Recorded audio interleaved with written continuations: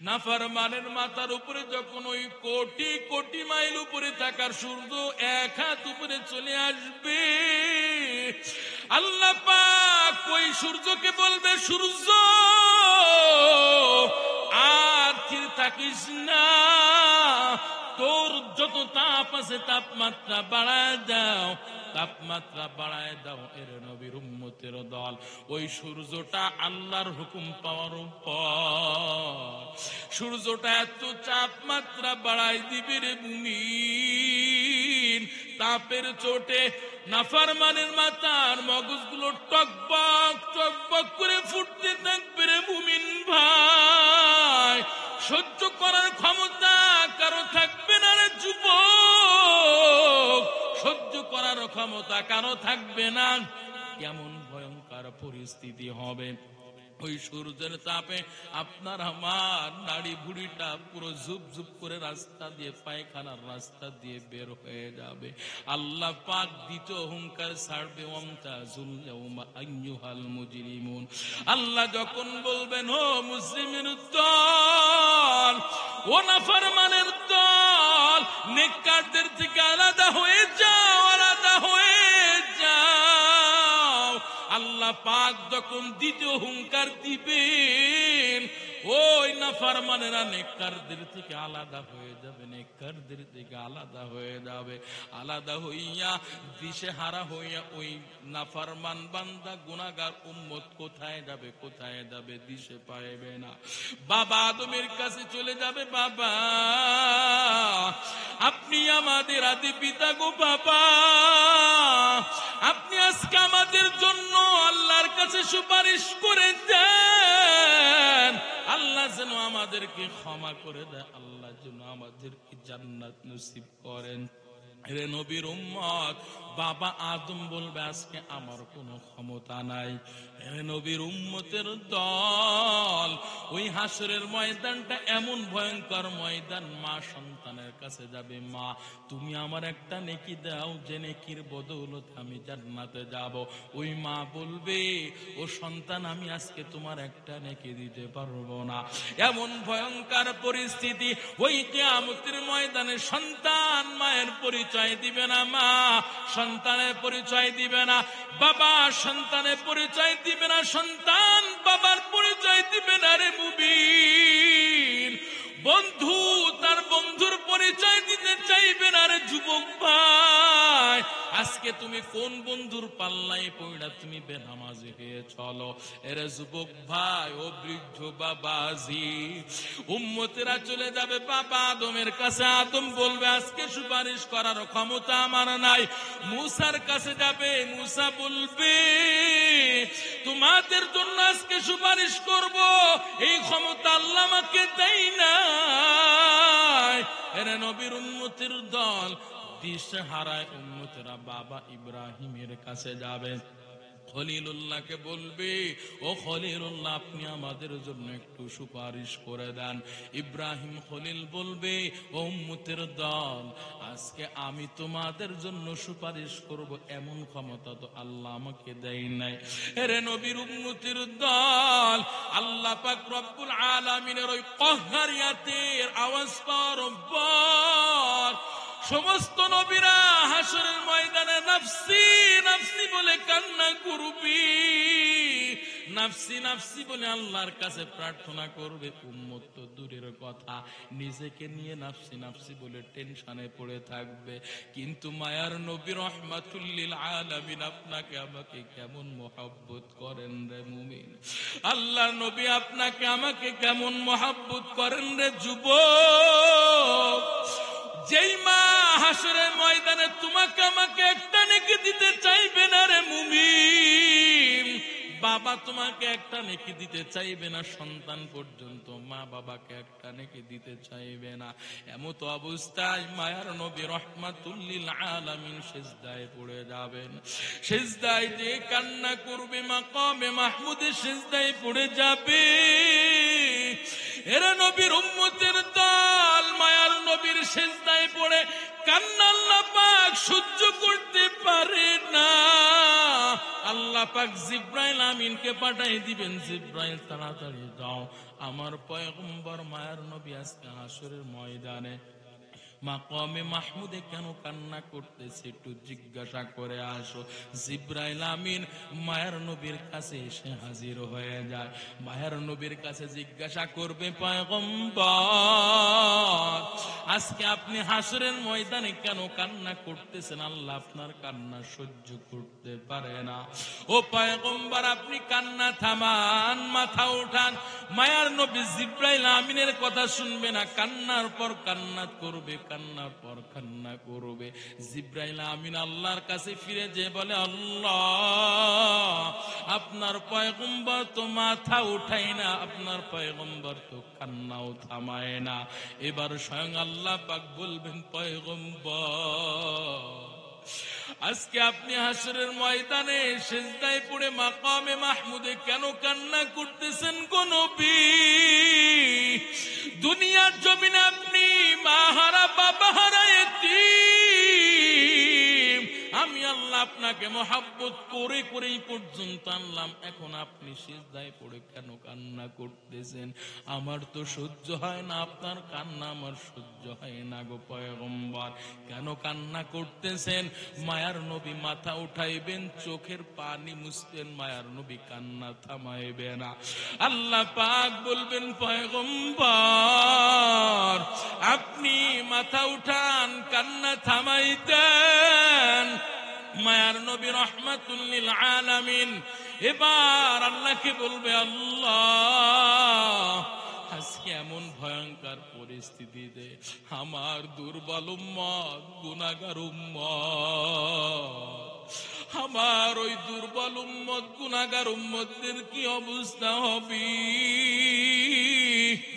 ও দয়ার আল্লাহ আজকে হাসরের ময়দান এমন ভয়ঙ্কর ময়দান, আপনার অন্যান্য নবীরা পর্যন্ত নাফসি নাফসি বলে আল্লাহ আপনার কাছে প্রার্থনা করতেছে। আপনার নবীরা পর্যন্ত নাফসি নাফসি বলে, উম্মত তো দূরে থাক, নিজেরাই টেনশনে পড়ে গেছে। ও মালিক এমন ভয়ঙ্কর ময়দান, মা সন্তানের পরিচয় দিচ্ছে না, সন্তান মায়ের পরিচয় দিবে না।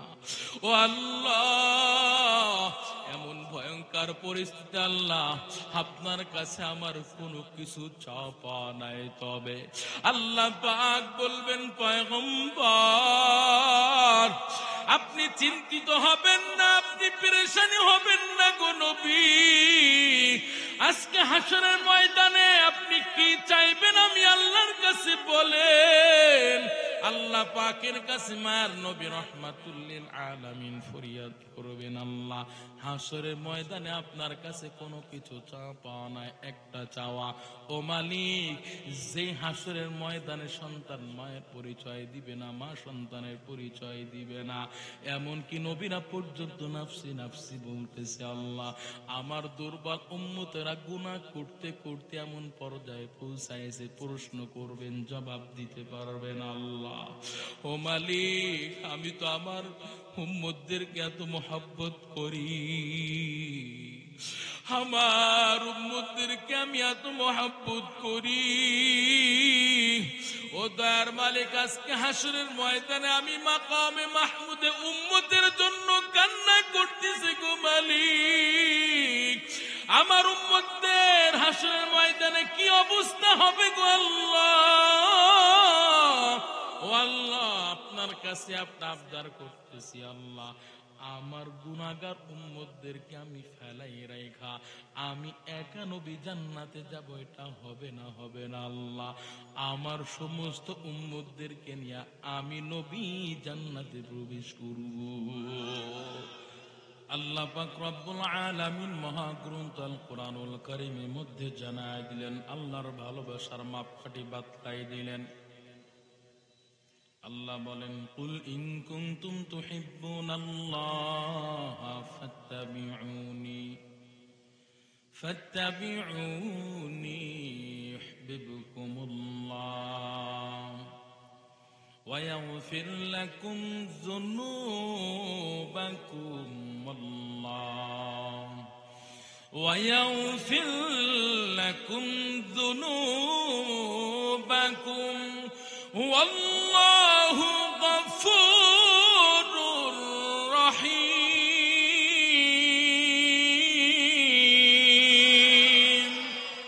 লেখা কোরআন কালামুল্লাহ বসন কদিমাস্তি নেই। নো ভাইয়ের আমার, আল্লাহ পাক পয়গম্বরকে জানায় দেন, পয়গম্বর উম্মতদের মাঝে আপনি মেসেজ দেন, উম্মতদেরকে আপনি জানায় দেন, আমার বান্দাদেরকে আপনি জানায় দেন, আমার কোন বান্দা যদি আমি আল্লাহ তাআলাকে ভালোবাসতে চায়, আমার কোন বান্দা যদি আমি আল্লাহ তাআলার সাথে গুড কানেকশন করতে চায়, ও পয়গম্বর আপনি আমার বান্দাদেরকে জানায় দেন, আমার কোন বান্দা যদি আমি আল্লাহকে ভালোবাসতে চাই, জবানটা খুলে ঈমানের পাওয়ার নে উচ্চ কণ্ঠে বলবেন, মহাব্বত ভালোবাসা সৃষ্টি করতে হবে কার সাথে? সম্পর্ক করতে হবে আল্লাহর সাথে। কেন করব হে মুমিন? আল্লাহ তাআলার সাথে সম্পর্ক কেন করব হে মুমিন?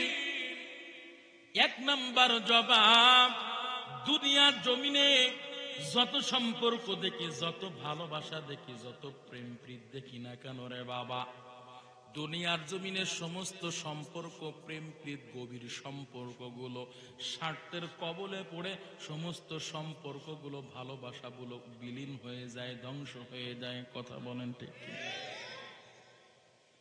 দুনিয়াটা কেমন স্বার্থের জায়গা রে মুমিন? বন্ধু তার বন্ধুকে ভালোবাসে স্বার্থের টানে, স্বার্থ যখন শেষ হয়ে যায় বন্ধু তার বন্ধুর পরিচয় দিতে চায় না, এমনকি বন্ধুর নামও পর্যন্ত মুখে নিতে চায় না, বন্ধুর চেহারাটা পর্যন্ত দেখতে চায় না। এরে নবীর উম্মতির দল, দুনিয়ার স্বার্থটা কেমন? একজন, দুইজন, তিনজন সন্তানের মা স্বার্থের যখন আঘাত পড়ে যায়, ওই সন্তানকে ফেলায় রেখে অন্য বেটার হাত ধরে পালায় যায়। সমাজে এমন আছে না নাই? এরে নবীর উম্মতের দল, এর চেয়েও তো বড়ই মারাত্মক খতরনাক বিষয়। এই যে সন্তানকে ফেলায় গেল, এই সন্তান কতবার মা মা বলে চিল্লায়, কতবার মা মা বলে ঘুমের মধ্যে মা মা বলে চিল্লায় আর কান্না করে, ও মা তুমি কোথায় গেলা? ও এতিম সন্তান, ওই সন্তানদেরকেও কেমন যেন এতিম করে চলে গেছে। সন্তানের হাজারি আল্লাহর দরবারে পৌঁছায়, যার ফলে যেই বেটার হাত ধরে পালায় গেছে, এই বেটার ঘরে যে শান্তি তার থাকতে পারে না। কথা বলেন ঠিক? এরে নবীর উম্মতের দল, এই বেটার হাত থেকে যে পালায়, অন্য বেটার হাত ধরে যে চলে গেল, এই বেটায় তো প্রথম স্বামী তো তাকে তালাক দেয় না, ডিভোর্স দেয় নাই, কিছুই দেয় নাই, না দিয়া সে স্বামীরে বরং তালাক দিছে। ইসলামের বিধান স্বামী তালাক দিবে, স্ত্রী তালাক দিলে তালাক হবে না, ঠিক না? কিন্তু সরকারি নিয়ম অনুযায়ী স্ত্রী তালাক দিলে তালাক হবে, কিন্তু ইসলামের বিধান অনুযায়ী স্বামী তালাক না দিলে তালাক হবে না। করে কি? অন্য বেটার হাত ধরে যখন পালাই যায়, এক সপ্তাহ পর, 2 সপ্তাহ পর একটা ডিভোর্সের লেটার স্বামীর হাতে পৌঁছায় যায়। এরে নবীর উম্মতির দল, স্বামী যতক্ষণ পর্যন্ত তালাক না দিবে তালাক হবে না। আর স্বামী যদি তালাক না দেয়, অন্য বেটার হাত ধরে কান হাজার হাজার বেটার হাত ধরবি, তবু হারাম হয়ে যাবি। এমন সংসার, এমন বেহায়া বেলাজা হারাম সংসার সমাজে আছে না? আমি মনে হয় বানাই বলতেছি। এখন তো উচিত কথা তো শুরু হয়েছে, কইবেন হুজুর আর থাক, যান গে, আপনি চলে যান। এরে নবীর উম্মতির দল, দুনিয়ার স্বার্থটা কেমন? স্বার্থাঘাত পড়লে স্ত্রী স্বামীকে জবাই করে দেয়, আবার স্ত্রী স্বামীকে জবাই করে দেয়, স্বামী স্ত্রীকে জবাই করে দেয়। এরে নবীর উম্মতির দল, কিন্তু আল্লাহ এবং বান্দার মাঝে যে সম্পর্ক, এই সম্পর্কের মাঝে বিন্দু থেকে বিন্দু পরিমাণ কোন স্বার্থ নাই। হাকিকত সে तू दुनिया बेखबर है दुनिया की नुमाइश पर नजर है नबी गोयाम कि अज दुनिया जुदा बागश बहर कारे के बाशी बा खुदा बाश जिसते दुनिया अज खुदा गाफिल बुदाहन कमाशन करहो पर जिंदुजान अब दर किश्ती हाला के किश्तियास्त आब अंदर जीरे किश्ती पुष्टियास्त भाईरा आमार দুনিয়ার স্বার্থটা কেমন হে মুমিন এখন আপনার আমার জীবনের বিদায়ের ঘন্টা যদি বেজে যায় হায়াতের রেলগাড়িটা স্টেশনে যদি পৌঁছাই যায় রে মুমিন আজরাইল নামক প্রশাসন আপনার সামনে এসে হাজির একটা সেকেন্ড আপনার আমার জন্য দেরি করবে না রে বাবা জানটা ধাক্কা মেরে নিয়ে চলে যাবে মৃত্যুর খবরটা পুরো এলাকার মধ্যে এলান হয়ে যাবে সন্তান মসজিদের মাইকে এলান দেওয়ার জন্য মসজিদে চলে যাবে মুয়াজ্জিন সাহেব আমার বাবা দুনিয়ার জমিন থেকে বিদায় হয়ে গেছে আমার বাবার মৃত্যুর খবরটা একটু এলান করে দেন আমার বাবার জানাজার সময়টা অমুক সময় আমার বাবার জানাজায় যেন সকলেই শরীক হয় আমন্ত্রণ জানায় দেন আমার বাবার রুহের মাগফিরাত যেন সকলেই করে এরে নবীর উম্মতের দল আপনার আমার মৃত্যুর খবরটা শোনার পর বন্ধু বান্ধব আত্মীয় স্বজন পাড়ার প্রতিবেশী আপনার আমার চেহারাটা একটা পলক দেখার জন্য চলে আসবে বাড়িতে ভিড় জমাইবে আপনার আমার চেহারাটা একটা পলক দেখবে রে মুমিন এরে নবীর উম্মত দূর দূরান্ত থেকে আত্মীয় স্বজনেরা আপনার আমার বাড়িতে ভিড় জমাইবে আর বলবে হাই আর বলবে আমার বন্ধু চলে গেছে কেউ বলবে আমার আত্মীয় চলে গেছে এরে নবীর উম্মতের দল আপনার আমার মৃত্যুর খবরটা শোনার পর কেউ যাবে গোসল করানোর জন্য বিদায় গোসল করানোর জন্য কেউ যাবে বরই পাতার পানি গরম করার জন্য আবার কেউ চলে যাবে আপনার আমার ওই বিদায় ঘর শেষ গন্তব্যের ঘর কবর খনন করার জন্য এরে নবীর উম্মত আবার কেউ যশোর শহরে চলে যাবে কাফনের কাপড় ক্রয় করার জন্য সকলে ব্যতিব্যস্ত হয়ে যাবে আপনাকে আর কেউ একটা সেকেন্ড দুইটা সেকেন্ড অনার্থক কেউ রাখতে চাইবে না তাড়াতাড়ি বিদায়ের পালা বিদায়ের ঘন্টা যখন বেজে যাবে তাড়াতাড়ি ওই অন্ধকার ঘরের মধ্যে রেখে আসার জন্য ব্যতিব্যস্ত হয়ে যাবে এরে নবীর উম্মতির দল দুনিয়াটা কেমন স্বার্থের দুনিয়া মৃত্যু হওয়ার পর কেউ আর 5টা মিনিট দুনিয়ার জমিনে রাখতে চাইবে না রে বাবা যে স্ত্রীর সাথে বছর কি বছর সংসার করলাম ওই স্ত্রী পর্যন্ত আপনাকে আমাকে 5টা মিনিট রাখতে চাইবে না যেই সন্তানের জন্য মাথার ঘাম পায়ে ফেলাইলা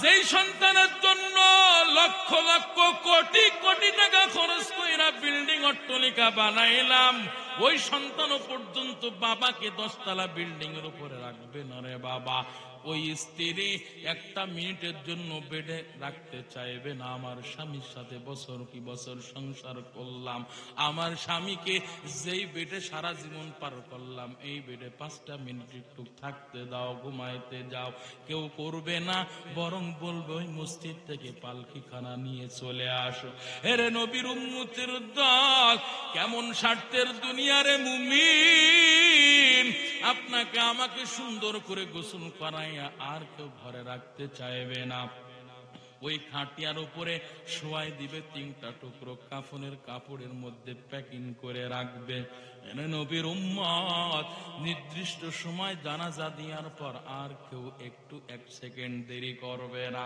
প্রত্যেকটা স্টেপে স্টেপে কেউ 1টা সেকেন্ড দেরি করবে না রে মুমিন ওই অন্ধকার ঘর কবরের দিকে আপনাকে আমাকে নিয়ে রওনা হবে রে মুমিন ওই অন্ধকার ঘরের মধ্যে শোয়াই রাখার জন্য বন্ধু বান্ধব আত্মীয় স্বজন ঘরের মধ্যে নেমে যাবে, কবরের মধ্যে নেমে যাবে।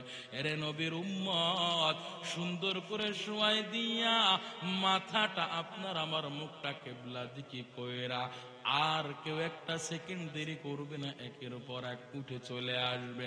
সুন্দর করে বাঁশের চালে আপনার আমার কবরের মধ্যে, কবরের উপরে দিয়া মাটি চাপা দিয়ে চলে আসবে। আর সন্তান, আত্মীয় স্বজন, বন্ধু বান্ধব ওই অন্ধকার ঘরে ফেলেই রেখে আসার পর এটাই প্রমাণ করে দিবে দুনিয়ার জমিনে সম্পর্ক তো ছিল জীবিত থাকা অবস্থায়। এখনো বাবা তোমাকে অন্ধকার ঘরের মধ্যে রেখে গেলাম, বাবা তুমি আমার জন্য লক্ষ লক্ষ কোটি কোটি টাকা তুমি সম্পদ আমার জন্য রেখে গেছো বাবা। এতদিন তোমার আমার সাথে সন্তান বাবার সম্পর্ক ছিল। বন্ধু তার বন্ধুকে বলবে, বন্ধু এতদিন তোমার আমার সাথে এত মহাব্বত ছিল, এত ভালোবাসা ছিল। কেমন মহাব্বত, কেমন ভালোবাসা! আমি যেটা পছন্দ করতাম সেটাও তোমার জন্য নিয়ে আসতাম। আমার একটা পোশাক যদি পছন্দ হইতো আমি কুরাই করতাম, তোমার জন্য একটা কুরাই করে নিয়ে আসতাম। ও বন্ধু, আমার বাড়িতে যদি ভালো আইটেম হইতো, ভালো আয়োজন হইতো, আমি তোমাকে বাদ দিয়ে খাইতাম না, তোমাকে নিয়ে এক প্লেটে খাবার খাইতাম। ও বন্ধু, এতদিন তোমার আমার সাথে আপনত্বর সম্পর্ক ছিল, এখন তুমি আমার আপন কেউ না। তোমাকে অন্ধকার ঘরের মধ্যে রেখে গেলাম। এরে নবীর উম্মতির দল, কেমন স্বার্থের দুনিয়া, কেমন স্বার্থের দুনিয়া রে মুমিন! ওই সন্তান বলবে, বাবা এতদিন তোমার আমার সাথে সন্তান বাবার সম্পর্ক ছিল, এখন আমি তোমার আপন কেউ না, আপন কেউ না। এরে নবীর উম্মতের দল, আমার কথাগুলো যদি আপনারা বুঝে থাকেন ঈমানের পাওয়ার নিয়ে, উচ্চ কণ্ঠে কেউ জবানটা বন্ধ রাখবেন না। আল্লাহর মহাব্বত ভালোবাসায় আল্লাহর দেওয়া জবান দিয়ে আমার কথার জবাব দিবেন। ওই অন্ধকার ঘরের মধ্যে যখন আপনাকে আমাকে একা একা ফেলায় রেখে আসবে রে মুমিন, বন্ধু বান্ধব আত্মীয় স্বজন যখন একে একে ওই কবর থেকে, ওই গোরস্থান থেকে বিদায় নিবে রে ভাই, ওই ঘরের মধ্যে যখন, কবরের মধ্যে যখন আমি আপনি একা থাকবো, জবানটা খুলে বলেন ওই অন্ধকার ঘরের মধ্যে আপনার আমার জন্য আপন হবেন কি? আর একটু আওয়াজ করে বলেন, আপনার আমার জন্য আপন হবেন কে? ইয়া ইলাহি তু মেরা মাবুদ হাই, या इलाही तू मेरा माशूक है, या इलाही मुझसे मुझको दूर कर, ताकि देखो मुझ में तुझको एक नजर। ভাইরা আমার, আল্লাহ ছাড়া যেহেতু কেউ আপনার আমার জন্য আপন হবে না রে মুমিন, আল্লাহ তাআলা ছাড়া আপনার আমার জন্য যেহেতু কেউ আপন হবে না, এবার সকালে উচ্চ কণ্ঠে জবাব দিবেন রে ভাই, সম্পর্ক করবেন কার সাথে? জবান খোলেন, আর একটা আওয়াজ করে বলেন, কার সাথে সম্পর্ক করবেন? আল্লাহ এই জন্য বলেন, ও পয়গম্বর উম্মতদের মাঝে মেসেজ দেন, আমার বান্দাদেরকে আপনি জানাইয়া দেন, আমার কোন বান্দা যদি আমি আল্লাহ তাআলার সাথে সম্পর্ক করতে চাই, মহব্বত করতে চাই, পয়গম্বর উম্মতদের মাঝে আপনি মেসেজ দেন, জানায় দেন, আমি আল্লাহকে ভালোবাসতে হলে আগে আপনি পয়গম্বরকে ভালোবাসতে হবে। আল্লাহু আকবার। নবীর উম্মতেরা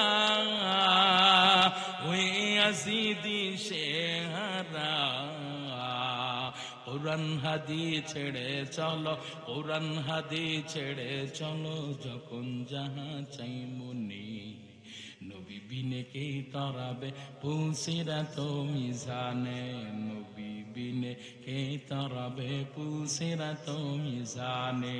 চিল্লা বলেন আল্লাহু আকবার।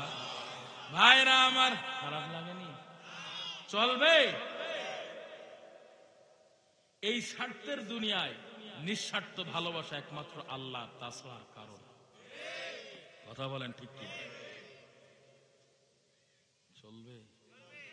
কতক্ষণ? দুইটা হাত তুলেন, দুইটা হাত তুলেন। হ্যাঁ হ্যাঁ হ্যাঁ, নারায়ে তাকবীর দিতে হবে। নারায়ে তাকবীর।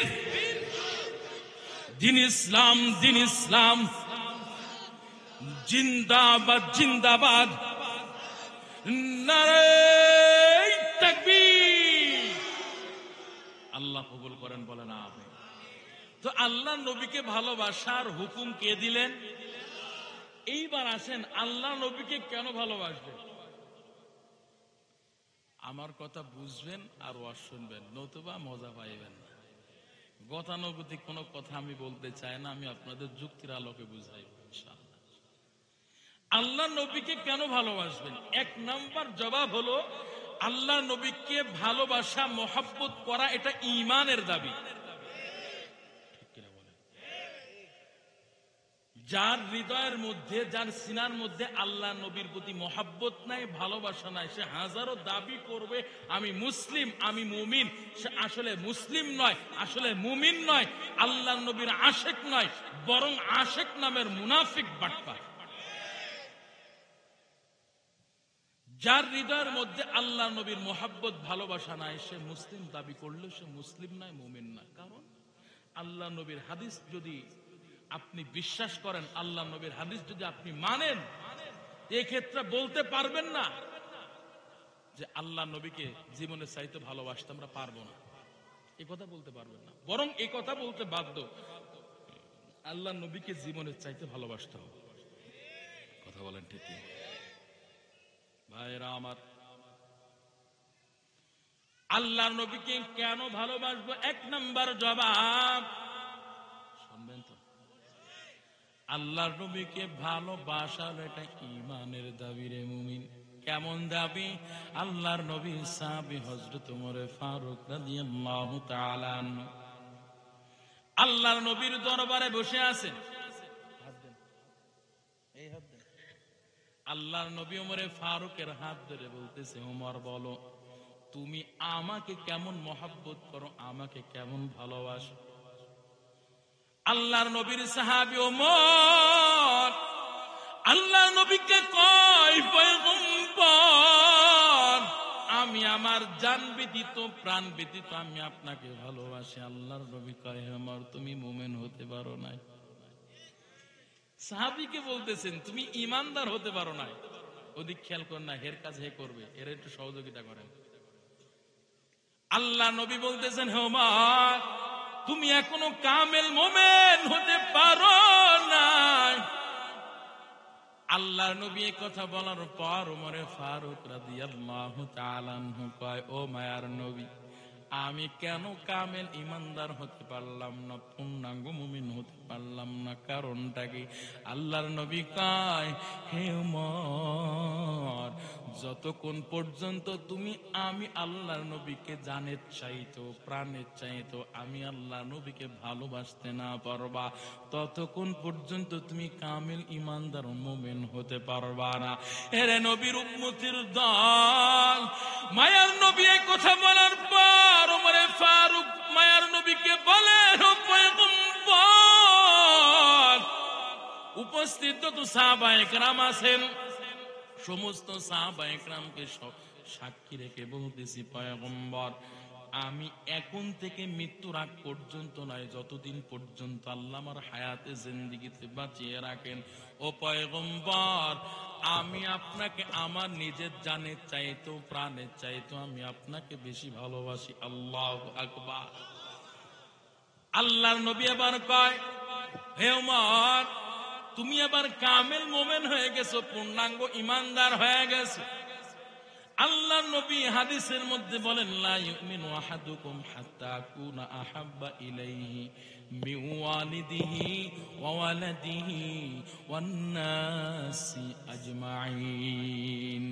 আল্লাহর নবী গোটা উম্মতদেরকে জানায় দেন, হে উম্মতের দল, তোমরা শুনে রাখো, তোমরা জেনে রাখো, যতক্ষণ পর্যন্ত তোমাদের মধ্যে কেউ আমি আল্লাহর নবীকে তার মা বাবা সন্তান সন্ততি এমনকি নিজের জানের চাইতো আমি আল্লাহর নবীকে ভালোবাসতে না পারবে, ততক্ষণ পর্যন্ত তোমাদের মধ্যে কেউ ইমানদার হতে পারবে না, মুমিন হতে পারবে না।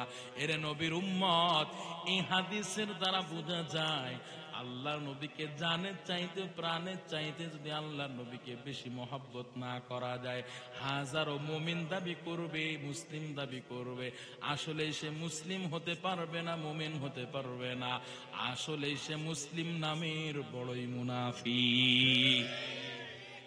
আল্লাহর নবীকে ভালোবাসা যেমন ঈমানের দাবি, আল্লাহর নবী রাহমাতুল লিল আলামিনের সুমহান চরিত্র নিয়ে যে বেঈমান নাস্তিক কটূক্তি করবে তার বিরুদ্ধে প্রতিবাদ করা ঈমানের দাবি।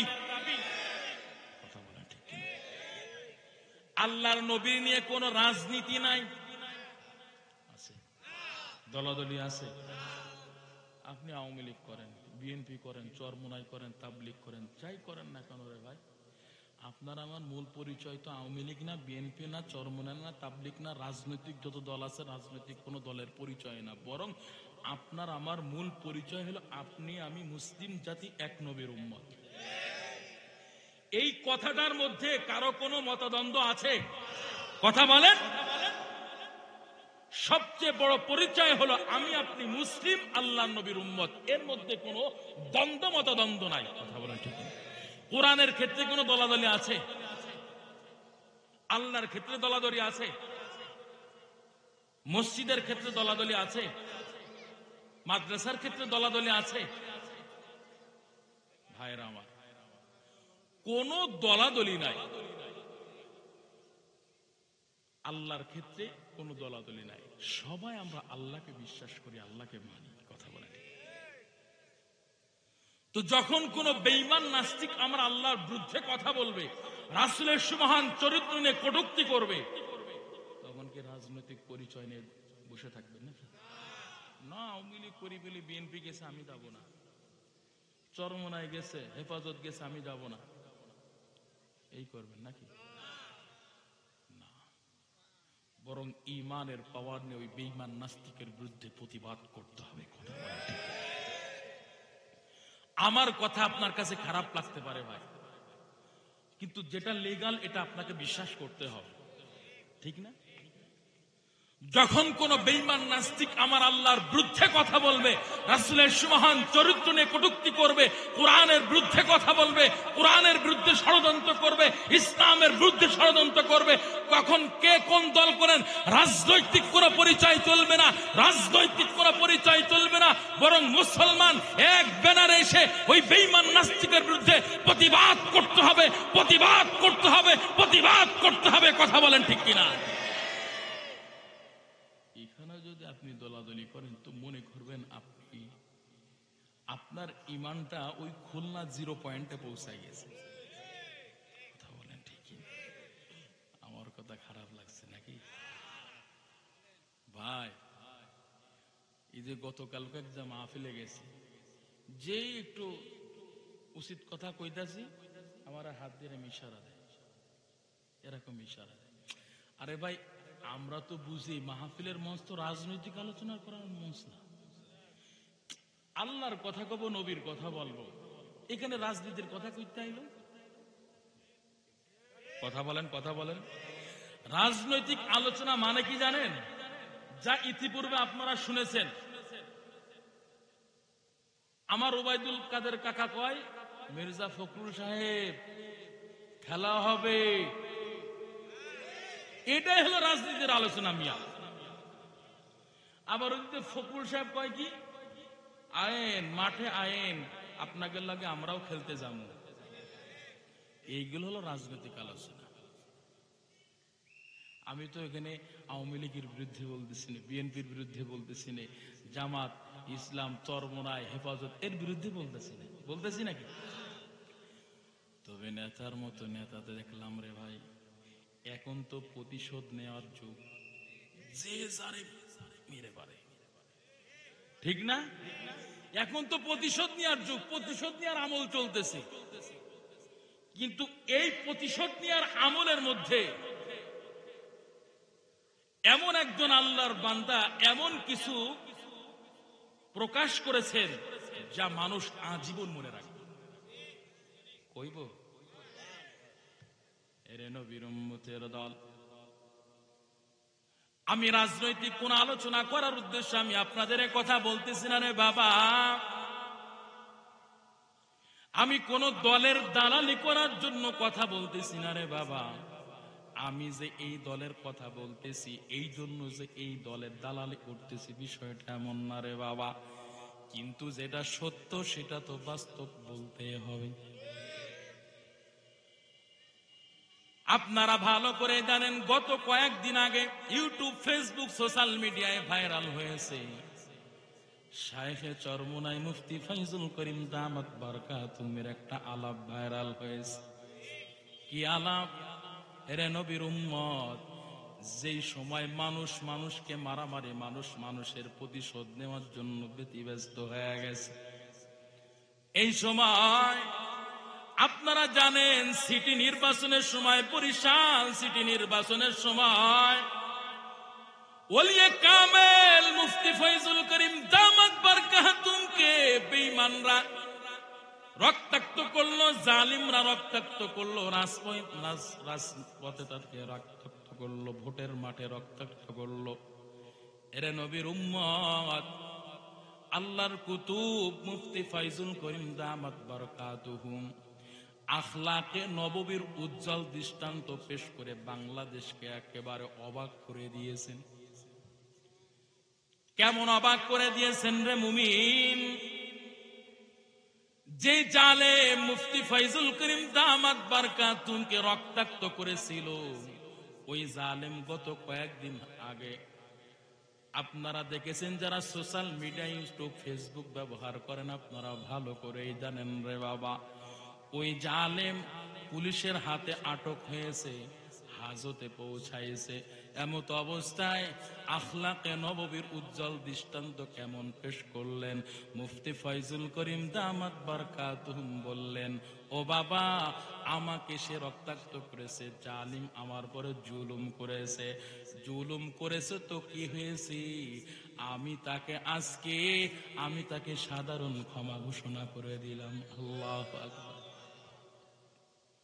কেমন উদার দিলের পরিচয় দিলেন, কেমন আখলাকে নববী, আল্লাহ নবীর আদর্শ পালন করে কেমন বাংলার মানুষকে কেমন ভাবে তাক লাগিয়ে দিলেন।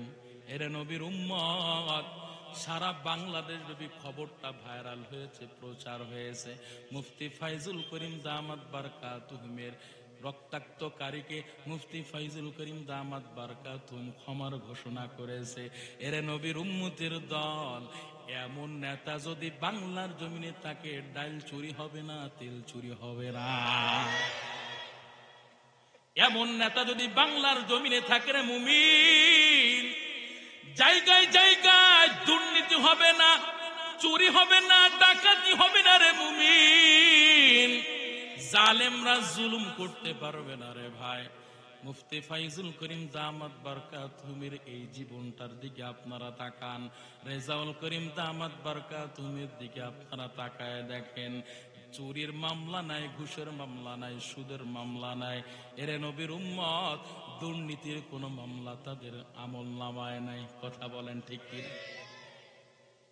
আমি দলের কথা বলার জন্য এসেছি বিষয়টা এমন না, আমি যেই দল করি আমি আপনাদেরকে এটাও বলি নাই, কিন্তু সত্য বাস্তব বিষয় আমি আপনাদের সামনে তুলে ধরলাম রে বাবা। এরে নবীর উম্মত, মায়ার নবী রহমাতুল লিল আলামিনকে কেন ভালোবাসতে হবে? এক নাম্বার জবাব, ঈমানের দাবি। আল্লাহ নবীকে যারা অন্তর থেকে, দিল থেকে মহব্বত করতে পারবে না, হাজারো দাবি করবে, আমিন, আসলেই মুমিন হতে পারে না। এরে নবীর উম্মতির দল, মানুষ মানুষকে ভালোবাসে তিনটা দিকের বিবেচনায়। কয়টা দিক? কথা বলেন, কয়টা দিক? তিনটা দিকের বিবেচনায় মানুষ মানুষকে ভালোবাসে। এক নাম্বার, মানুষ যদি সুন্দর হয়, সৌন্দর্যের বিবেচনায় মানুষ মানুষের প্রতি আকৃষ্ট হয়ে যায়। কথা বলেন ঠিক কিনা? দুই একজন উঠতেছেন, এটা মনে হয় ইস্তেঞ্জায় ধরছে। আপনাদের কি ইস্তেঞ্জায় ধরছে নি? এক আঙ্গুল তুলবেন ছুটি দিব, 2 আঙ্গুল তুলবেন মনে করবো যে আপনার কাদিয়ানি অফিসে যাওয়া লাগবে, বুঝছেন? আর যাদের বিড়ি খাওয়ানোর নেশা আছে এটারা কি করবেন? এক কয় 2 আঙ্গুল, আবার কয় 5 আঙ্গুল। ইজ্জতের বাড়ি কইতে যাইব? থাকবেন তো ইনশাল্লাহ? আর কিছুক্ষণ, আর কিছুক্ষণ। ভাইরা আমার, মানুষ মানুষের প্রতি আকৃষ্ট হয়, মানুষ মানুষকে ভালোবাসে 3টা দিকের বিবেচনায়। 1 নাম্বার, সৌন্দর্যের প্রতি মানুষ এমনি পাগল, ঠিক না? আপনি যে বিয়ে করছেন, আপনার বউরে না দেখে বিয়ে করছেন নাকি? বউর সামনে যখন আপনি গেছিলেন চোখটা বন্ধ করেছিলেন নাকি? বরং ভালো করে দেখছেন। ওরে বাবা, আপনার বউ তো আপনাকে দেখছে। উভয় উভয় যখন যখন পছন্দ হয়, ভালোবাসা হয়, তখনই বিয়ের পিড়িতে বসেন, অথবা সম্ভব না, ঠিক না? তো সৌন্দর্যের প্রতি মানুষ এমনিতেই পাগল, ঠিক না ভাই? 3য় নাম্বার, মানুষ যোগ্যতার বিবেচনায় মানুষ মানুষের প্রতি পাগল, এমনিতে পাগল। কেমনে? আমি স্বাভাবিক, আমি আপনাদের একটা ছোট্ট উদাহরণ দিই। যদি এই এলাকায় একটা ভালো মিস্ত্রি থাকে, তো মিস্ত্রি আরো 5 জন মিস্ত্রি আছে, কিন্তু তার সুনাম এবং তার কাজকর্ম অনেক ভালো, সে অনেক পারফেক্ট একটা ব্যক্তি, তো দেখবেন তার কাছে মানুষ 5 দিন ঘুরে 10 দিন তার পিছে ঘোরে, ঠিক না? কেন ঘোরে? যে 10 দিন পরে হলেও কাজটা তার থেকে নিখুঁত কাজ পাইবো আমি, ঠিক না ভাই? মানুষ কালা হোক, গলা হোক, খোড়া হোক, ন্যাংলা হোক, এর যদি সুন্দর একটা কণ্ঠ থাকে, মানুষ এর প্রতি এমনি পাগল, ঠিক না? 3য় নাম্বার, মানুষ মানুষের প্রতি আকৃষ্ট হয়ে যায় এমনিতেই, স্বভাবগত ভাবে, যদি রক্তের সম্পর্ক থাকে। সন্তান মাকে ভালোবাসে, মা সন্তানকে ভালোবাসে, সন্তান বাবাকে ভালোবাসে, বাবা সন্তানকে ভালোবাসে, ভাই বোন একে অপরে মহব্বত করে, ভালোবাসে, শুধুমাত্র কেবলমাত্র রক্তের সম্পর্ক থাকার কারণে, ঠিক না? এই 3টা বিবেচনায় মানুষ মানুষের প্রতি এমনি ভালোবাসে। তাহলে এই 3টা বিবেচনায় আল্লাহ নবীকে দাঁড় করান। কথা বুঝতেছেন? সৌন্দর্যের বিবেচনায় আল্লাহ নবীকে আনেন। আল্লাহ নবী এত সুন্দর ছিলেন যে সুন্দর করে আল্লাহ আর পৃথিবীতে কাউকে সৃষ্টি করেন। তাহলে যদি আপনি সৌন্দর্যের বিবেচনায় কাউকে ভালোবাসতে চান, তা আল্লাহ নবীকে তাকে ভালোবাসা লাগবে, ঠিক না? যুক্তির আলোকে বুঝবেন মিয়া। যোগ্যতার বিবেচনায়, গুণের বিবেচনায় যদি কাউকে ভালোবাসতে হয়, তাহলে আগে আল্লাহ নবীকে ভালোবাসতে হবে, ঠিক না? ছিল আম্মাজান কয়, আমার ঘরে যখন ইশারা পরে আমার সূর্য উদিত হইত, আমার ওই রাত্র বেলা যদি একটা সুই পরিমাণ কিছু হারিয়ে দিত, আমার ওই সূর্যর পাওয়ারে, সূর্যই আলোয় আলোকিত কইরা আমার ওই সুই পরিমাণ জিনিস আমি খুঁজে বের করে নিতাম। আল্লাহ নবীর চেহারা তো সুন্দর ছিল রে মুমিন। কেউ কাউকে যদি সৌন্দর্যের বিবেচনায় ভালোবাসতে চায় রে মুমিন, আল্লাহ নবীর মতো চেহারা এত সুন্দর করে আল্লাহ পৃথিবীতে আর কাউকে সৃষ্টি করেন নাই। সৌন্দর্যের বিবেচনায় যদি আপনি কাউকে ভালোবাসতে চান, আল্লাহ নবীকে আগে ভালোবাসতে। 2য় নাম্বার, যোগ্যতার বিবেচনায়, গুণ কর্মক্ষমতার বিবেচনায় মানুষ মানুষের প্রতি মুগ্ধ হয়, আকৃষ্ট হয়। আমার নবী কেমন নবী ছিলেন রে মুমিন?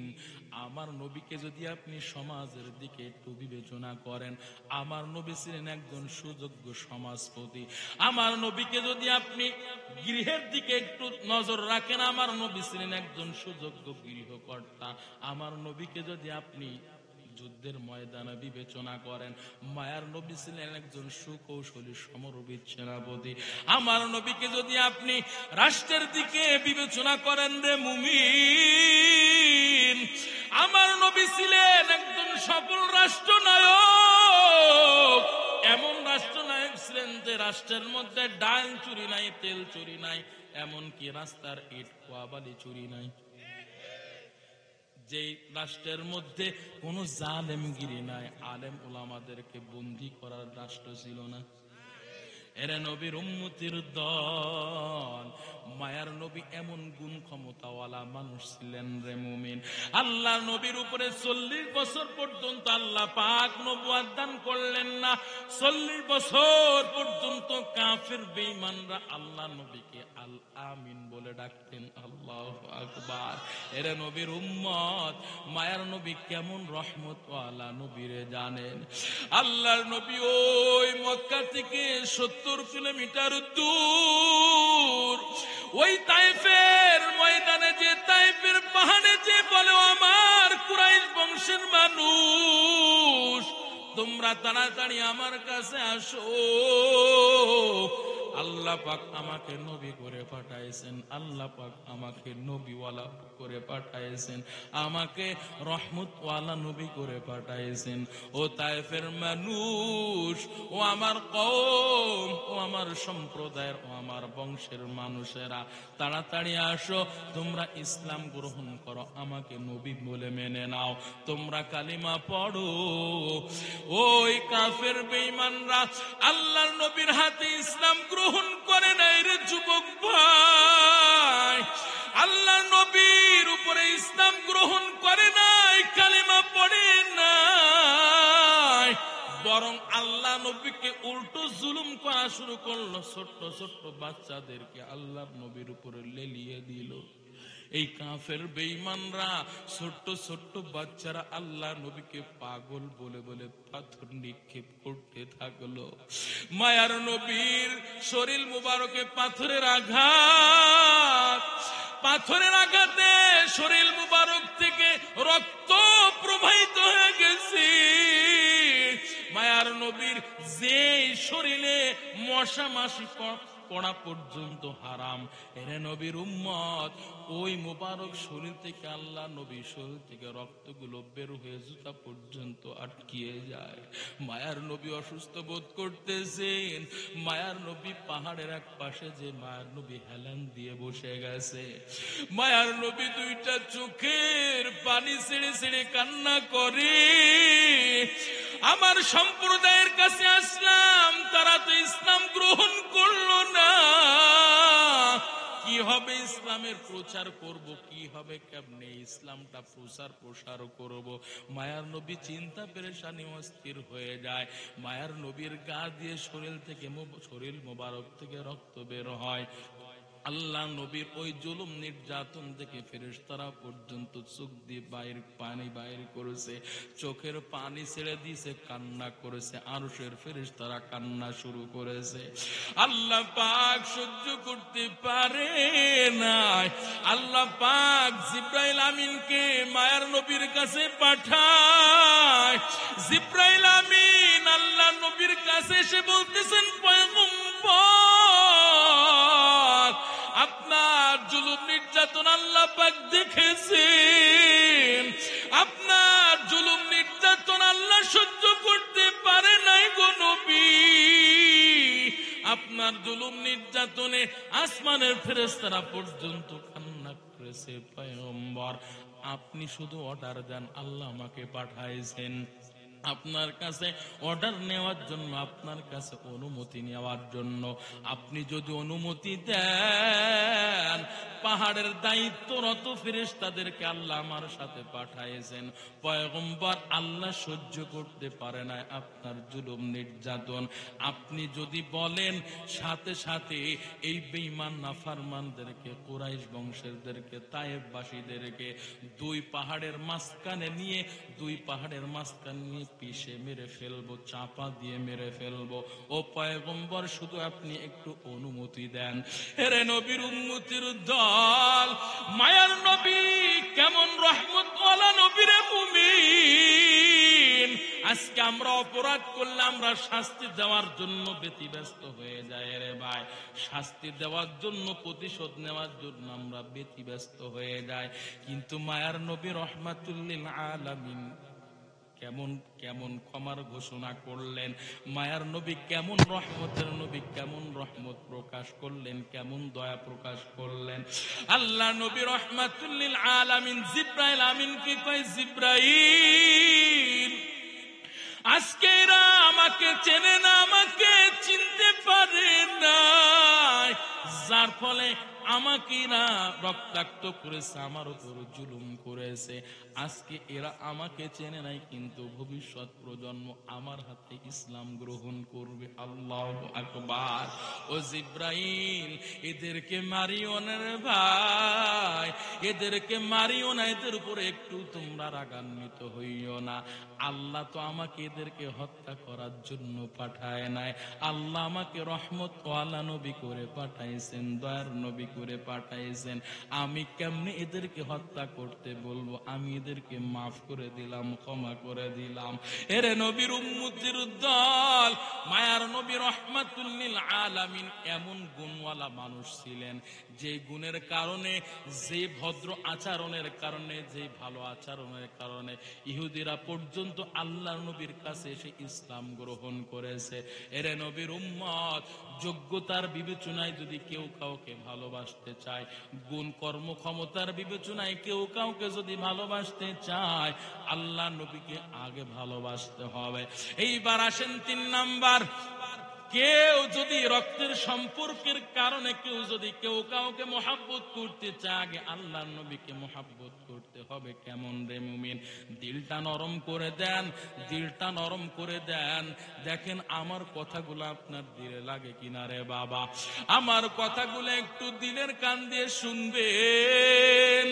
মায়ার নবী মা বাবা সন্তান সন্ততির চাইতেও কেমন আপন রে মুমিন।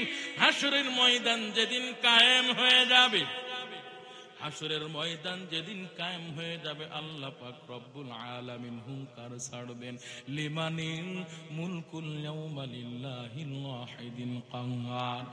আল্লাহ যখন হাসরের ময়দানে কাহ্হারিয়াতের আওয়াজ দিবেন রে মুমিন, এই হাসরের ময়দানটা থরথর থরথর করে কাঁপতে থাকবে। কেমন থরথর করে কাঁপতে থাকবে, কেউ এই হাসরের ময়দানটা ঠেকায় রাখতে পারবে না, থরথর করে কাঁপতে থাকবে। এমন ভয়ঙ্কর পরিস্থিতি, ওই যে কোটি কোটি মাইল উপর থেকে আমরা সূর্য দেখতে পাই, এই সূর্য আপনার আমার গায়ের উপরে তাপ দেয়।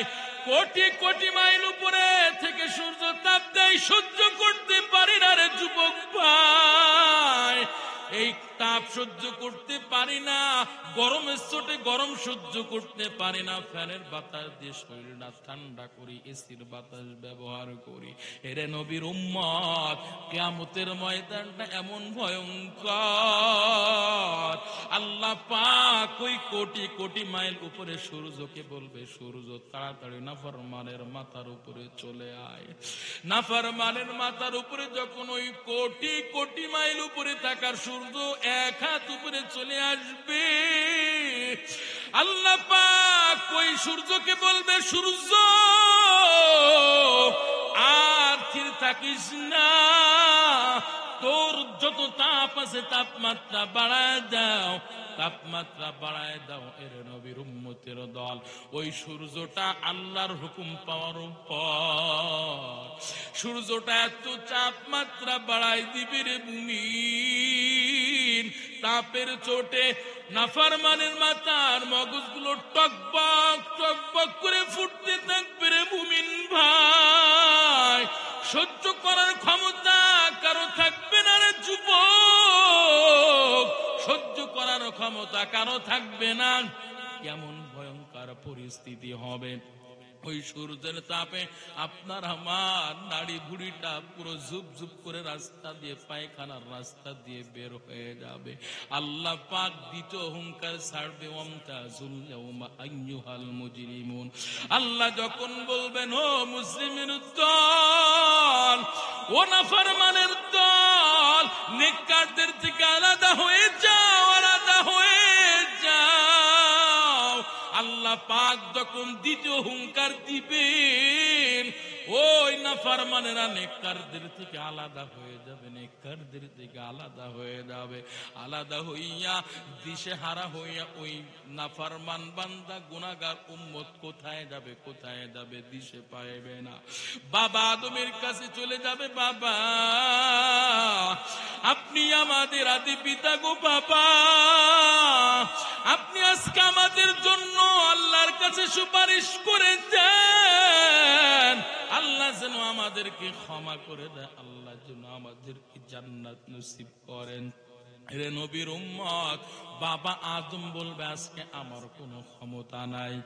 রে নবীর উম্মতের দল, ওই হাসরের ময়দানটা এমন ভয়ঙ্কর ময়দান, মা সন্তানের কাছে যাবে, মা তুমি আমার একটা নেকি দাও, যে নেকির বদৌলতে আমি জান্নাতে যাব। ওই মা বলবে, ও সন্তান আমি আজকে তোমার একটা নেকি দিতে পারবো না। এমন ভয়ঙ্কর পরিস্থিতি, ওই কিয়ামতের ময়দানে সন্তান মায়ের পরিচয় দিবে না, মা সন্তানের পরিচয় দিবে না, বাবা সন্তানের পরিচয় দিবে না, সন্তান বাবার পরিচয় দিবে না। রে মুমিন, বন্ধু তার বন্ধুর পরিচয় দিতে চাইবে না। রে যুবক ভাই, আজকে তুমি কোন বন্ধুর পাল্লায় পড়া তুমি বেনামাজি হয়ে চলো? এরে যুবক ভাই, ও বৃদ্ধ বাবাজি, উম্মতেরা চলে যাবে বাবা আদমের কাছে। আদম বলবে আজকে সুপারিশ করার ক্ষমতা আমার নাই। মুসার কাছে যাবে, মুসা বলবে তোমাদের জন্য আজকে সুপারিশ করব, এই ক্ষমতা আল্লাহ আমাকে দেয় না। এরে নবীর উম্মতের দল, দিশেহারায় উম্মতেরা বাবা ইব্রাহিমের কাছে যাবে। খলিলুল্লাহকে বলবে, ও খলিলুল্লাহ আপনি আমাদের জন্য একটু সুপারিশ করে দেন। ইব্রাহিম খলিল বলবে, ও উম্মতের দল, আজকে আমি তোমাদের জন্য সুপারিশ করব এমন ক্ষমতা তো আল্লাহ আমাকে দেয় নাই। এরে নবীর উম্মতের দল, আল্লাহ পাক রব্বুল আলামিনের ওই কহ্হারিয়াতের আওয়াজ পাওয়ার পর সমস্ত নবীরা হাসরের ময়দানে নাফসি নাফসি বলে কান্না করবি, নাফসি নাফসি বলে আল্লাহর কাছে প্রার্থনা করবে। উম্মত তো দূরের কথা, নিজেকে নিয়ে নাফসি নাফসি বলে টেনশনে পড়ে থাকবে। কিন্তু মায়ার নবী রহমাতুল লিল আলামিন আপনাকে আমাকে কেমন মহব্বত করেন রে মুমিন, আল্লাহর নবী আপনাকে আমাকে কেমন মহব্বত করেন রে যুবক। যেই মা হাসরের ময়দানে তোমাকে আমাকে একটা নেকি দিতে চাইবে না রে মুমিন, বাবা তোমাকে একটা নেকি দিতে চাইবে না, সন্তান পর্যন্ত মা বাবাকে একটা নেকি দিতে চাইবে না। এমত অবস্থায় মায়ার নবী রহমাতুল লিল আলামিন সিজদায় পড়ে যাবেন। সিজদায় যে কান্না করবে, মাকামে মাহমুদে সিজদায় পড়ে যাবে। এরা নবীর উম্মতের দল মায়ার নবীর সিজদায় পড়ে কান্না আল্লাহ পাক সহ্য করতে পারে না। আল্লাহ পাক জিব্রাইল আমিনকে পাঠিয়ে দিবেন, জিব্রাইল তাড়াতাড়ি যাও, আমার পয়গম্বর মায়ার নবী আজকে হাসরের ময়দানে মাকামে মাহমুদে কেন কান্না করতেছে একটু জিজ্ঞাসা করে আসো। জিব্রাইল আমিন মায়ার নবীর কাছে এসে হাজির হয়ে যায়। মায়ার নবীর কাছে জিজ্ঞাসা করবে, পয়গম্বর আজকে আপনি হাসরের ময়দানে কেন কান্না করতেছেন? আল্লাহ আপনার কান্না সহ্য করতে পারে না। ও পয়গম্বর আপনি কান্না থামান, মাথা উঠান।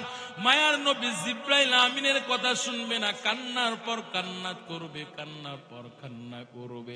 জিব্রাইল আমিন আল্লাহর কাছে ফিরে যে বলে, আল্লাহ আপনার পয়গম্বর তো মাথা উঠায় না, আপনার পয়গম্বর তো কান্নাও থামায় না। এবার স্বয়ং আল্লাহ পাক বলবেন, পয়গম্বর আজকে আপনি হাসরের ময়দানে সিজদায় পড়ে মাকামে মাহমুদে কেন কান্না করতেছেন গো নবী? দুনিয়ার জমিনে আপনি মা হারা বাবা হারা এতিম, আমি আল্লাহ আপনাকে মহাব্বত করে করেই পর্যন্ত আনলাম, এখন আপনি সিজদায় পড়ে কেন কান্না করতেছেন?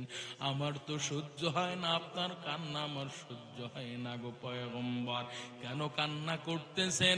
মায়ার নবী মাথা উঠাইবেন, চোখের পানি মুছতেন, মায়ার নবী কান্না থামাইবে না। আল্লাহ পাক বলবেন, পয়গম্বর আপনি মাথা উঠান, কান্না থামাইতেন। মায়ার নবী রহমাতুল লিল আলামিন এবার আল্লাহকে বলবে, আল্লাহ আজকে এমন ভয়ঙ্কর পরিস্থিতিতে আমার দুর্বল উম্মত, গুনাহগার উম্মত, আমার ওই দুর্বল উম্মত, গুনাহগার উম্মতদের কি অবস্থা হবে? ও দয়ার আল্লাহ, আজকে হাসরের ময়দান এমন ভয়ঙ্কর ময়দান, আপনার অন্যান্য নবীরা পর্যন্ত নাফসি নাফসি বলে আল্লাহ আপনার কাছে প্রার্থনা করতেছে। আপনার নবীরা পর্যন্ত নাফসি নাফসি বলে, উম্মত তো দূরে থাক, নিজেরাই টেনশনে পড়ে গেছে। ও মালিক, এমন ভয়ঙ্কর ময়দান, মা সন্তানের পরিচয় দিচ্ছে না, সন্তান মায়ের পরিচয় দিবে না। ও আল্লাহ, এমন ভয়ঙ্কর পরিস্থিতি আল্লাহ, আপনার কাছে আমার কোনো কিছু চাওয়া নাই। তবে আল্লাহ পাক বলবেন, পয়গম্বর আপনি চিন্তিত হবেন না, আপনি পেরেশানি হবেন না গো নবী। আজকে হাসরের ময়দানে আপনি কি চাইবেন আমি আল্লাহর কাছে বলেন। আল্লাহ পাকের কাছে মায়ার নবী রহমাতুল লিল আলামিন ফরিয়াদ করবেন, আল্লাহ হাসরের ময়দানে আপনার কাছে কোনো কিছু চাওয়া পাওয়া নাই, একটা চাওয়া, ও মালিক যে হাসরের ময়দানে সন্তান মায়ের পরিচয় দিবে না, মা সন্তানের পরিচয় দিবে না, এমনকি নবীরা পর্যন্ত নাফসি নাফসি বলতেছে, আল্লাহ আমার দুর্বল উম্মতেরা গুনাহ করতে করতে এমন পর্যায়ে পৌঁছাইছে, প্রশ্ন করবেন জবাব দিতে পারবেন আল্লাহ। ও মালিক, আমি তো আমার উম্মতদেরকে এত মহব্বত করি,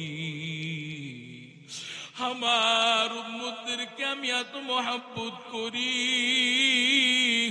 ও দয়ার মালিক আজকে হাসরের ময়দানে আমি মাকামে মাহমুদে উম্মতের জন্য কান্না করতেছি গো মালিক। আমার উম্মতদের হাসরের ময়দানে কি অবস্থা হবে গো আল্লাহ।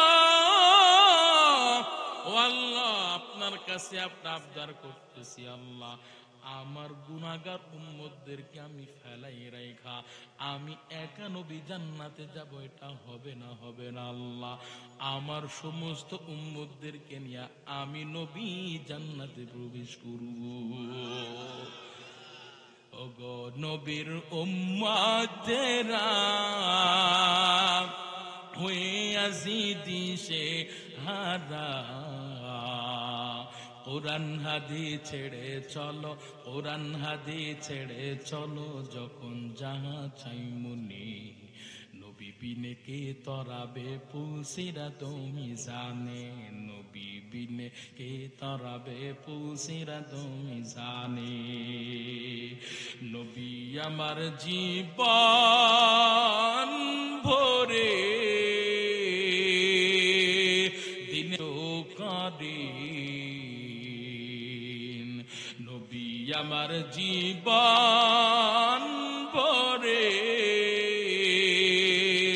দিনের লাগি কষ্ট করেন, দান দান শহীদ করিলেন, দান দান শহীদ করিলেন ওহুদেরই ময়দানে, নবী বিনে কে তরাবে পুলসিরা তুমি জানে, নবী বিনে কে তরাবে পুলসিরা তুমি জানে। ইমামুল আউয়ালিন আল আখিরিন বহর সদকা রহমাতাল লিল আলামিন, শুধু আজুদাস রহমাতাল লিল আলামিন, মসজিদে শুদ্ধ হামারো এ জমিন। ভাইরা আমার, আল্লাহ নবীকে যদি কেউ ভালোবাসতে চায় সৌন্দর্যের বিবেচনায় আগে আল্লাহ নবীকে ভালোবাসতে হবে, যোগ্যতার বিবেচনায় আগে আল্লাহ নবীকে মহব্বত করতে হবে, আপনত্বের বিবেচনায় আগে আল্লাহ নবীকে মহব্বত করতে হবে। কথা বলেন ঠিক কিনা? যারা আল্লাহ নবীকে মহব্বত করবে, আল্লাহ পাক দুইটা পুরস্কার ঘোষণা করলেন, ইহবিবুকুমুল্লাহ, আল্লাহ পাক স্বয়ং ওই বান্দাদেরকে মহব্বত করেন, ভালোবাসেন। দ্বিতীয় নাম্বার, আল্লাহ পাক বান্দার সমস্ত গুনাহ ক্ষমা করে দেয়। এরে নবীর উম্মতের দল, ও যুবক ভাই ও বৃদ্ধ বাবাজি, আল্লাহ পাক আপনার আমার গুনাহ ক্ষমা করে দিবেন যদি আল্লাহ নবীকে মহব্বত করা যায়, ভালোবাসা যায়। এরে নবীর উম্মত, আজ থেকে আল্লাহর বিধান মতে চলবেন, নবীর তরিকা মতে চলবেন। পরতে পরতে নিজের জীবনে আল্লাহ নবীর আদর্শ ভালোবাসা নিয়ে চলবেন, আল্লাহ নবীর আদর্শ পালন করে চলবেন। এরে নবীর উম্মতের দল, আল্লাহর ভালোবাসার মাপকাঠি আল্লাহ পাক নিজেই বলে দিলেন, মায়ার নবীকে মহব্বত করো, ভালোবাসো। আল্লাহর নবীর মহব্বত ভালোবাসার মাপকাঠি হলো আল্লাহর নবীর সুন্নত আদর্শ। এরা নবীর উম্মত, যারা সুন্নত আদর্শ পালন করে আল্লাহ নবীর মহব্বত ভালোবাসা অর্জন করতে পারবে, তারা কেমন যেন আল্লাহর ভালোবাসা পেয়ে গেল। এরে নবীর উম্মতের দল, যদি আল্লাহর ভালোবাসা নবীর মহব্বত নিয়ে যদি দুনিয়া থেকে বিদায় হতে পারি, আপনার আমার কবরটা জান্নাতের ঠিকানা হবে, আপনার আমার কবরটা জান্নাতের বাগিচা হবে। আল্লাহর নবী কয়, আল কবরু রাউযাতুম মির রিয়াজিল জান্নাহ আও হুফরাতুম মিন হুফারিন নার। কোন বান্দাকে যদি অন্ধকার ঘরে রেখে আসে, তার জন্য দুইটা অবস্থা হয়, কারো জন্য জান্নাতের বাগিচা হয়, আবার কারো জন্য জাহান্নামের আগুনের মধ্যে একটা কুয়া হয়ে যায়। এরে নবীর উম্মত, জীবনে যা করেছি আল্লাহর দরবারে আল্লাহর পদে ফিরে আসি, মায়ার নবী রাহমাতুল লিল আলামিনের আদর্শ পালন করি। এরে নবীর উম্মতের দুনিয়ার কতদিন বাঁচবো? 40, 50, 60, 80 বছর, সর্বোচ্চ 100 বছর। এরপর আর আপনার আমার জীবনটা দুনিয়ায় থাকবে না। 100 বছর পূর্বে যারা ছিল তারা এখন নাই, 100 বছর পরে আমি আপনি থাকবো না রে বাবা। কিসের বাহাদুরি, কিসের ক্ষমতার পাওয়ার, কিসের টাকার বাহাদুরি, কিসের সম্পদের পাওয়ার। এরে নবীর উম্মতের দল, হায়াতের রেলগাড়িটা স্টেশনে পৌঁছানোর পর আজরাইল আপনার আমার জানটা ধাক্কা মেরে নিয়ে চলে যাবে রে বাবা। এই জন্য বলবো, দুনিয়া আসার সিরিয়াল আছে, যাওয়ার কিন্তু কোনো সিরিয়াল নাই। যখন তখন আপনার আমার বিদায়ের ঘন্টাটা বেজে যেতে পারে। ও আম্মা জান, আমি আপনাদেরকে সন্তান হয়ে বলে যাই, আম্মা জান, আপনারা নিজেরা নামাজ পড়বেন, সন্তানদের কোন নামাজের আদেশ দিবেন? 5 ওয়াক্ত নামাজের 1 ওয়াক্ত কাজা দিবেন না। আপনারা কোরআন পড়বেন, সন্তানদেরকে কোরআনের আলেম হাফেজ বানাইবেন। আম্মা জান, আমি কেন আপনার সন্তানকে কোরআনের আলেম হাফেজ বানাইতে বলতেছি রে মা? আপনি দুনিয়ার জমিন থেকে বিদায় হয়ে যাবেন, আপনাকে একদিন স্মরণ করবে, আপনার আত্মীয় স্বজন 2 দিন স্মরণ করবে, 3 দিনের মাথায় আপনার কথাটাও ভুলে যাবে। কিন্তু যে সন্তানকে আপনি কোরআনের আলেম হাফেজ বানাইবেন গো মা, ও বাবা, একজন কোরআনের আলেম হাফেজ সন্তান কেমন দামি সন্তান!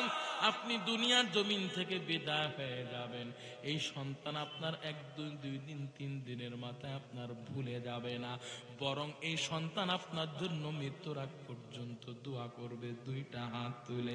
5 ওয়াক্ত নামাজ পড়ে পড়ে, কোরআন তেলাওয়াত করে করে আল্লাহর কাছে বলবে, আল্লাহ, আমার মা কি অন্ধকার ঘরে রেখে এসেছি, আমার বাবা অন্ধকার ঘরে ঘুমায় আছে গো মালিক। দুনিয়ার জমিনে মা বাবা বেঁচে থাকলে দূর দূরান্ত থেকেও কল করে একটু খোঁজ নিয়ে যায়, মা তুমি কেমন আছো, বাবা তুমি কেমন আছো। মা বাবাও সন্তানকে খোঁজ নিতে পারে, সন্তান তুমি কেমন আছো। এরে নবীর উম্মত, ওই সন্তান দুনিয়ার জমিন থেকে যখন আপনি বিদায় হয়ে যাবেন, ওই সন্তান কোরআন তেলাওয়াত করে করে আল্লাহর কাছে বলবে, আল্লাহ, আমার মা অন্ধকার ঘরে শুয়ে আছে, একটা কল করে খোঁজ নিতে পারি না। মা তুমি কেমন আছো? ও বাবা তুমি কেমন আছো? আল্লাহ, অন্ধকার ঘরের মধ্যে মাকে রেখে আসলাম, বাবাকে রেখে আসলাম, কোরআনটা পড়লাম।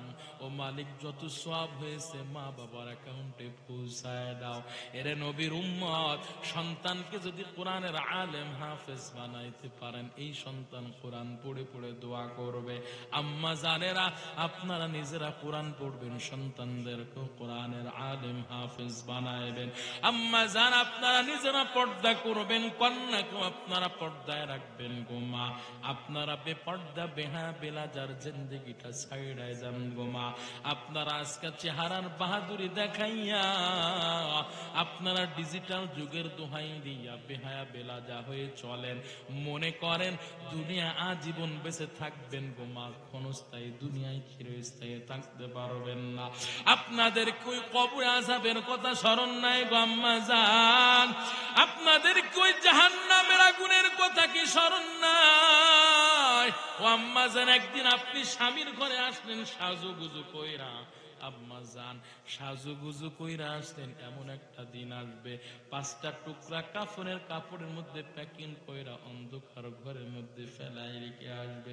কোথায় যাবে আপনার সেই চেহারার বাহাদুরি? কোথায় যাবে ডিজিটাল যুগের দোহাই দিয়া বেপর্দা বেহায়া বেলাজার জীবনটা? কোথায় যাবে গো আম্মা জান? আপনি যদি বেপর্দা বেহায়া বেলাজা হয়ে চলেন গো আম্মা জান, আপনার শেষ সময়টা কিন্তু ঢেকে দিবে পর্দা করে, আপনাকে অন্ধকার ঘরে রেখে আসবে। আপনারা পর্দা নিয়ে চলবেন, স্বামীর সেবা যত্ন করবেন, স্বামীর খেদমত করবেন, তাদের সাথে কখনোই ঝগড়ায় লিপ্ত হবেন না, তর্ক বিতর্ক করবেন না, স্বামীকে সম্মান শ্রদ্ধা করবেন। ও বাবা জান, আমি আপনাদেরকে বলবো, আব্বা জান, আমি সন্তান হয়ে বলে যাই, 5 ওয়াক্ত নামাজের 1 ওয়াক্ত কাজা দিবেন না গো বাবা। নবীর তরিকা মতে চলবেন, জীবনে যা করেছেন আল্লাহর দরবারে ফিরে আসেন, আল্লাহর দরবারে তওবার নিয়তে ফিরে আসেন।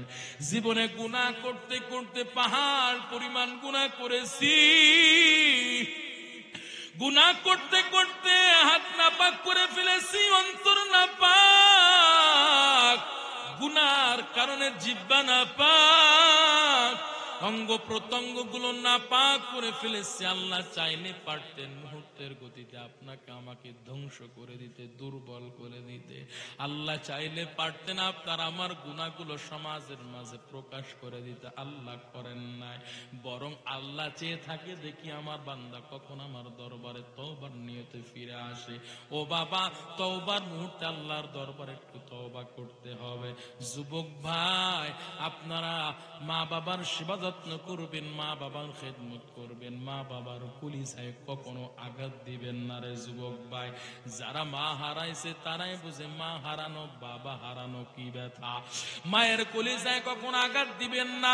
ওরে যুবক, ওই মা বাবার দোয়া ছাড়া তুমি কখনোই পরীক্ষায় ফার্স্ট হইতে পারবা না।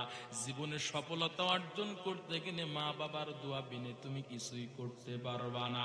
মা বাবার জন্য তোমরা দোয়া তো করবাই, মা বাবার খেদমত করবা, এমনকি মা বাবার জন্য এমন সময় আসবে ওরে যুবক, মা বাবা দুনিয়ার জমিনে থাকবে না, আফসোস করবা, মা হারাইছি, বাবা হারাইছি, কেন মা বাবার খেদমত করলাম না, মা বাবার খেদমত করে জান্নাত অর্জন করলাম না। আজকে যারা মা হারাইছেন, বাবা হারাইছেন, অধিকাংশ হাত তুলেছেন, দেখলাম আপনাদের কই মায়ের কথা স্মরণ নাই, বাবার কথা কি একটু স্মরণ হয় না? কলিজাটা কেন এত শক্ত হয়ে গেছে? ওই মা বাবার কথা কি একটু আপনাদের স্মরণ হয় না? ওই মা বাবার জন্য কি একটু চোখের পানি পড়ে না? ওই মা বাবা দুনিয়ার জমিনে বেঁচে থাকলে ওই মা বাবার জন্য ঔষধ পানি কিনে দেওয়া লাগতো, খাদ্য খাবার দেওয়া লাগতো। মা বাবার ধন সম্পদ ভোগ কইরা চলেন, অথচ মা বাবার জন্য একটু দোয়া করতে পারেন না। মা বাবার জন্য একটু আপনাদের অন্তরটা মা বাবার দিকে হয় না। আমি আপনাদেরকে বলবো বাবা, আপনারা যারা আমার সামনে বসে আছেন, আমি বলবো বাবা, মা বাবা দুনিয়ার জমিন থেকে বিদায় হয়ে অন্ধকার ঘরে আছে, ওই মা বাবা সন্তানের দিকে তাকায় আছে, দেখি আমার সন্তান ভেকুটিয়া হাফিজিয়া মাদ্রাসার মাহফিলে গেছে, আমার সন্তান দেখি আমার জন্য কি দোয়া করে, আমার জন্য কি করে, আমার জন্য দেখি আমার সন্তান 1,000 2,000 টাকা আমার সন্তান আমার অ্যাকাউন্টে পাঠায় কিনা। এরে বাবা, ওই মা বাবার জন্য একটু দান সৎকা করতে হবে, দিনের মাদ্রাসার জন্য, কোরআনের মাদ্রাসার জন্য। 3টা সন্তানকে কোরআনের পাখিকে আমি আজকে পাগড়ি দিলাম। এরে বাবা, এই সন্তানগুলো আপনাদের কারণে, আপনাদের মহাব্বত, আপনাদের ভালোবাসার কারণে সন্তানগুলো হাফেজে কোরআন হইতে পারছে। কথা বলেন ঠিক কিনা?